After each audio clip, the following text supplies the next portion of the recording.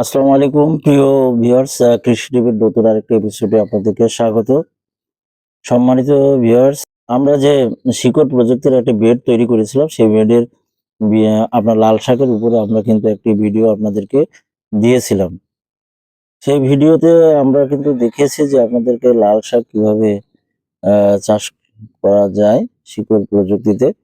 সম্মানিত ভিউয়ার্স, আজকে আমরা দেখাবো যে একই বেডে আপনার অর্থাৎ ছাদ বাগানে কিন্তু আপনার অল্প জায়গায় অনেক সবজি চাষ করা লাগে, সেহেতু আমরা এই বেডটিতে কি কি সবজি চাষ করেছি একসাথে সেগুলো আপনাদেরকে দেখাবো। সম্মানিত ভিউয়ার্স, আমরা যখন লাল শাক বীজ এখানে বপন করেছিলাম, তখন কিন্তু আপনার কিছু পুঁই শাকের বীজও ছিল।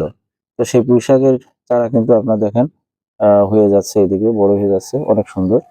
তো এইগুলো কিন্তু আস্তে আস্তে আপনার খাওয়ার উপযোগী হয়ে যাবে।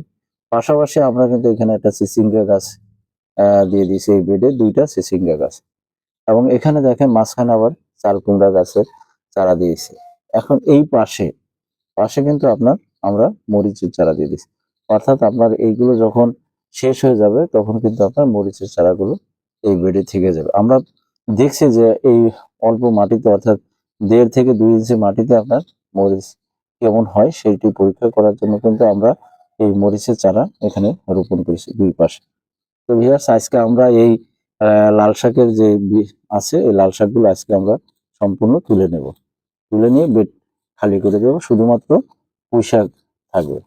তো ভিউয়ার্স, ভিডিওটি কেমন লাগলো আর এই বিষয়ে যদি আপনাদের কোনো পরামর্শ থাকে অবশ্যই কমেন্টসে জানাবেন, এবং ভিডিওটি ভালো লাগলে অবশ্যই লাইক দিবেন, এবং চ্যানেলে যদি আপনি নতুন হয়ে থাকেন অবশ্যই চ্যানেলটি সাবস্ক্রাইব করে বেল বাটনটি অন করে দিবেন, যাতে পরবর্তী ভিডিও আপনি সবার আগে পেয়ে যান। তো ভিউয়ার্স, সবাইকে